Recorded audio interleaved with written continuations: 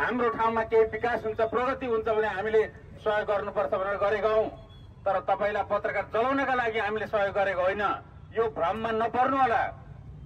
त्यसकारणले चाहिँ दुर्गा प्रसादजीलाई यदि राज्यले कुनै बल प्रयोग गरेर भए पनि यदि कुनै तरिकाले तपाईं जोगिनु भयो भने यो देशका तमाम श्रमजीवी पत्रकारले, न्यायप्रेमी पत्रकारले तपाईलाई छोड्ने छैनन्। यसको पुरा न्याय निसाब गरेर देशभरका पत्रकारले चाहिँ यसको हिसाब किताब चुक्ता गर्छन् भन्ने कुरा चाहिँ मलाई लाग्छ। र म कानूनको पनि विद्यार्थी भएको, बारको पनि सदस्य भएको नाताले म के आग्रह गर्न चाहन्छु भने राज्य पक्षले यो आन्दोलनका नाममा तथाकथित अराजकता जुन भिड भएको छ त्यसका नाममा त्यसमा संलग्न हुने जो कोही होस् तिनलाई चाहिँ कानूनी कठघरामा उभ्याउन सक्नुपर्छ।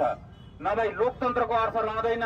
हिजो हामीले भोगेका छौं, तिम्रा पञ्चायत पनि देखेका छौं, ज्ञानेन्द्रका पञ्चायत राजतन्त्र हामीले भोगेका छौं, हाम्रो पुस्ताले भोगेका छौं। त्यो बेला बोल्न कति पाइन्थ्यो हामीले मजाले भोगेका छौं। हामीले ज्ञानेन्द्रका संकटकाल पनि देख्यौं। त्यसकारणले हामी नयाँ पुस्ताका साथीहरूलाई आग्रह गर्न चाहन्छौं, हाम्रो लोकतन्त्रको ड्राइभिङ सिटमा बस्ने मान्छेले गल्ती गरे भने त्यसको दोष लोकतन्त्रलाई जाँदैन। तिनलाई सच्याउन सकिन्छ, तिनलाई फेर्न सकिन्छ, तिनलाई परिवर्तन गर्न सकिन्छ। तर तपाईले एउटा निरङ्कुश गोवन साफलाई ल्याएर चाहिँ कुर्सीमा राख्नुभयो भने त्यसले डस्ने काम मात्रै गर्छ, त्यसलाई दुध खुवाएर पार्ने काम गर्नुहुन्न। त्यसकारणले राजतन्त्र भनेको यो देशको लागि गोवन साफ हो, त्योभन्दा अरू केही चिज होइन। आज राजतन्त्र माग्नेहरूको यो अभिगत छ, यो खालको दुर्दशा उनीहरू यो खालको अराजकता छ भने यदि कथम कदाचित यो देशमा कुनै राजा फर्किए ज्ञानेन्द्र भने हामीले मानिदिनु पर्ने त्यही पारसालायन राजा कसरी स्वीकार गर्न सकिन्छ। त्यसकारणले हिजो राजतन्त्रले के गरेको थियो, तपाईं साथीहरू जो नयाँ पुस्ताका साथीहरूलाई खास गरी आग्रह गर्न चाहन्छु, हामी लोकतन्त्रका पहरेदार हौं। यो देशको लोकतन्त्र स्थापनाका लागि, गणतन्त्र स्थापना गर्नका लागि देशका पत्रकारले रगत बगाएका छन् र जीवनको आहुति दिएका छन्, संघर्ष गरेका छन्, कानून व्यवसायले गरेका छन्, नागरिक समाजले गरेका छन्। खाली दलहरूले मात्रै, राजनीतिक पार्टीहरूको मात्रै भूमिका छ भन्ने हामीले ठान्न हुन्न। त्यसकारणले यो लोकतन्त्रको, यो गणतन्त्रको यो व्यवस्थाको चाहिँ खराबी सच्याउने हो, हामीले यो जवाब दिने। र तर यो व्यवस्थालाई खबरदारी गर्दै यसको पक्षमा पनि हामीले चाहिँ जनतालाई सचेत गराउनु पर्छ भन्ने आह्वान सहित मेरो आफ्नो कुरा यहाँ अन्त्य गर्न चाहन्छु। हस्त नमस्कार। रहेको बेलामा हत्या गरिएको छ, यो घटनाको हामी छानबिनको माग गर्दछौं र दोषीलाई कडाभन्दा कडाइको कारबाहीको माग गर्दछौं।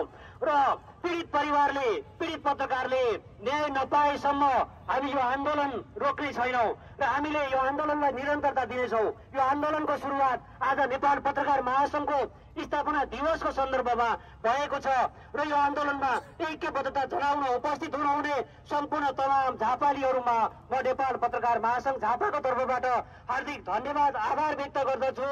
र हामी 17 गते सम्पूर्ण संचारकर्मीहरूले कालो पट्टी बाँधेर कार्यस्थलमा काम गर्ने अहिले भर्खरै नेपाल पत्रकार महासंघ केन्द्रीय समितिले निर्णय गरेको छ र 18 गते हामी चन्द्रगढी सदरमुकाममा भेला भएर त्यहाँ हामी र्याली सहित प्रमुख जिल्ला अधिकारीलाई यो घटनाको छानबिन र पीडित परिवारलाई न्यायको लागि, प्रेस स्वतन्त्रता रक्षाको लागि माग गर्दै हामी ज्ञापन पत्र बुझाउनेछौं। त्यो क्षणमा पनि यहाँहरू सम्पूर्णको उपस्थितिको लागि म अनुरोध गर्दै अब यो बाँकी कार्यक्रमलाई अगाडि बढाइदिन हुन म सचिवज्यूलाई अनुरोध गर्दछु। अलिक पछाडि सर्लिन्छ, अगाडिपट्टि अलिक पछाडि। 70 वर्ष पूरा गरेको उपलक्ष्यमा आज हामी साझा दीपावली गरेर पत्रकार महासंघको स्थापना दिवस मनाउन गइरहेका थियौं। तर दुःखका साथ भन्नुपर्छ, आज हामीले स्थापना दिवसकै दिन पारेर एकजना न्यायप्रेमी पत्रकारलाई जिउँदै कोठामा थुनेर मारिएको विषयमा लिएर आज हामी एकजना पत्रकारको न्यायको निम्ति, एउटा लेख्ने पत्रकारको न्यायको निम्ति आज सडकमा आउनु परेको छ। यो दुःखद क्षणमा हामीलाई साथ सहयोग गर्नुहुने झापाली पत्रकारहरू, नागरिक समाजहरू, मानवाधिकार कर्मीहरू र सबै पत्रकार संघ संगठनहरूप्रति नेपाल पत्रकार महासंघ झापा हार्दिक आभार प्रकट गर्दछ। हामी अत्यन्तै छोटो समयमा सांकेतिक रूपमा एकजना लेख्ने पत्रकारलाई एउटा कोठामा थुनेर मारिएको घटना हामी दुनियाँमा थाहा छ। आन्दोलन गर्नेहरूको भिडियो खिच्दै गर्दा भिडियो खिचेकै नाममा एकजना पत्रकारलाई कोठामा थुनिएर जिउँदै जलाइएको छ। यो क्रूरतापूर्ण हत्याको विरुद्धमा हामीले न्याय माग्नको लागि हामी सडकमा आउनु परेको छ।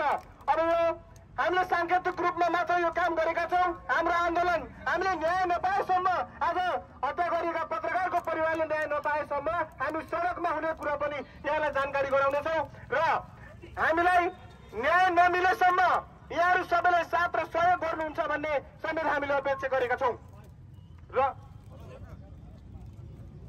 यो विरोध र्याली तथा सभा हामीले किन गरिरहेका छौँ भन्ने विषयमा संसदमा आफ्नो भनाइ राखिदिनको लागि नेपाल पत्रकार महासंघ झापाका अध्यक्ष एकराज उपस्थित सम्पूर्ण महानुभावहरूमा म प्रेस स्वतन्त्रता मैत्री अभिवादन व्यक्त गर्दछु। आदरणीय महानुभावहरू, आज हामी एउटा जटिल परिस्थितिमा नेपाल पत्रकार महासंघ एउटा गौरवमय इतिहास बोकेको नागरिक अगुवा संस्था आज 70 वर्ष पुगेको उपलक्ष्यमा स्थापना दिवस आज हामी उत्सव मनाउने तयारी गरिरहेका थियौं। तर हिजो राजधानीमा आन्दोलनको नाममा भएको अराजकता र हिंसाबाट हामीले एकजना होनहार कर्मठ हाम्रा फोटो पत्रकारलाई गुमाउन पुग्यौं। एबी न्यूज टेलिभिजनमा कार्यरत श्रमजीवी पत्रकार हामीले गुमाएका छौं। यो क्षणमा म उहाँको आत्माको चिर शान्तिको कामना सहित हार्दिक श्रद्धाञ्जली अर्पण गर्दछु र स्वर्गीय रजकका परिवारको म हार्दिक समवेदना व्यक्त गर्दछु। अहिले हामी रहरले सडकमा आएको होइन, हामी न्याय माग्नको लागि, प्रेस स्वतन्त्रता रक्षाको लागि, नागरिक हक अधिकार रक्षाको लागि हामी सडकमा उत्रन बाध्य भएका छौं। हामी कुनै बातको चाहिँ पक्षमा छैनौं, हामी लोकतन्त्रको पक्षमा छौं, हामी नागरिक अधिकारको पक्षमा छौं, हामी प्रेस स्वतन्त्रताको पक्षमा छौं र जब जब प्रेस स्वतन्त्रतामाथि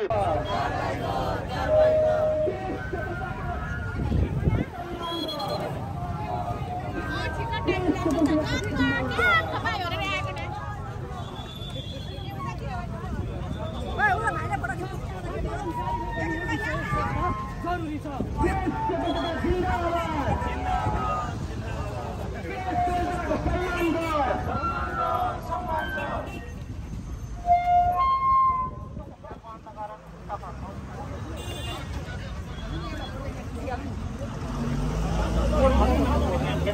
कारबाहीको माग गर्दै हामीले यो र्याली गरिरहेका छौँ, यो सभा गरिरहेका छौँ र यो सभाको अध्यक्षता ग्रहण गरिदिनको लागि नेपाल पत्रकार महासंघ झापाका अध्यक्ष एकराज गिरीलाई म हार्दिक अनुरोध गर्दछु र हाम्रो बिचमा झापाका पत्रकारका नेताहरू, झापाली सञ्चारकर्मीहरू, पत्रकारका सङ्घ संगठनबाट नेताहरूको उपस्थित भइसकेको छ र अब हामी बिस्तारै यहाँबाट पश्चिमतर्फ जानेछौँ र पश्चिमतर्फबाट हामी अत्यन्त व्यवस्थित रूपमा लाइन लागेर पत्रकारहरूले यो र्याली अगाडि बढाउनु हुनेछ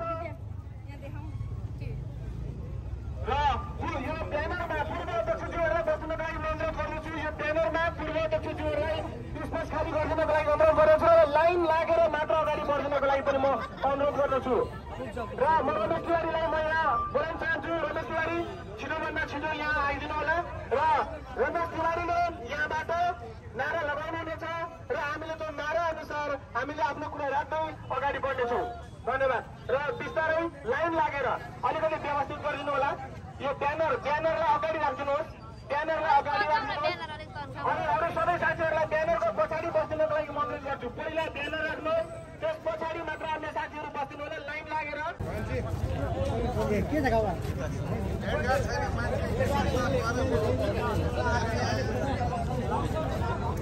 चिन्जान गरौँ न, त्यही नहेरेको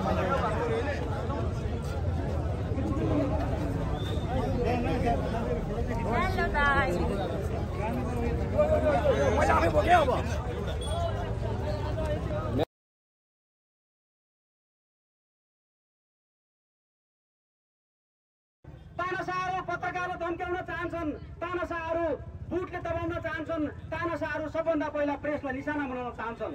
हिजो राजाको शासन पनि हामीले हेर्यौं, शाही सत्ताको शासन पनि हेर्यौं। सबभन्दा पहिला प्रेसमाथि निशाना बनाइएको थियो, प्रेसमाथि दमन गरिएको थियो, प्रेसका कार्यालयहरू कब्जा गरिएका थिए। तिनै ज्ञानेन्द्र शाह हुन् जो आज पूर्व राजा कहिलेका छन् र सडकबाट फेरि आफ्नो धुन सोचाउने ताउमा छन् र फेरि आफ्नो हातमा सत्ता लिने ताउरमाउर गरिरहेका छन्। तिनका सुन्द मुसुन्डहरूले आज हिजो जुन सडकमा तमासा देखाए, जुन तमासाको क्रममा सबभन्दा पहिला प्रेसका साथीहरू निशाना बन्नुभयो। सुरेश रजकको हत्या भयो, जिउँदै जलाइयो। त्यस्तो नृशंस क्रूर हत्या गर्ने आतताईहरू, राजावादीहरूको म घोर भर्सना गर्न चाहन्छु, विरोध गर्न चाहन्छु। यदि तिमीहरू एकजना पत्रकारलाई मारेर तमाम प्रेसको मुख बन्द गर्न चाहन्छौ भने त सोचिरहेका छौ भने त तिमीहरूको भुल हुनेछ। आज देशभरका सञ्चारकर्मीहरू सुरेश रजक बनेर सडकमा आउन तयार छन्। सबै सञ्चारकर्मीहरू लोकतन्त्रको रक्षाको लागि, बोल्न पाउने हक अधिकारको रक्षाको लागि र व्यवस्थाको लागि। यो व्यवस्था भनेको कोही कसैको एकजनाको होइन, कोही कसैको व्यक्तिको तानाशाही लाद्ने व्यवस्था होइन। यदि तपाईँलाई मन पर्दैन काङ्ग्रेस भने तपाईँले एमालेको शासन ल्याउन सक्नुहुन्छ। यदि तपाईँलाई एमाले मन पर्दैन भने माओवादी ल्याउन सक्नुहुन्छ। यदि माओवादी मन पर्दैन भने तपाईँ राप्रपा पनि ल्याउन सक्नुहुन्छ। त्यस्तो सुन्दर व्यवस्थामाथि हमला बोल्ने, हिजोकै जस्तो एउटा बाउ राजा हुने, त्यसपछि बाउको सेकापछि छोरो राजा हुने, छोरोको सेकापछि नाति राजा हुने, तिनले राष्ट्रको सम्पत्तिमाथि दोहन गर्ने, मनमौजी गर्ने, हुकुमी शासन चलाउने व्यवस्था नेपाली जनतालाई चाहिएको छैन। त्यो कदापि ल्याउन दिइने पनि छैन। आम सञ्चारकर्मीहरू हिजोदेखि हामी यो विषयमा हामी सङ्घर्ष गर्दै आएका हौँ र यदि सुरेश रजकको हत्याराहरूमाथि कारवाही हुँदैन भने हामी सडक छोड्ने छैनौँ, हामी आन्दोलन त्याग्ने छैनौँ।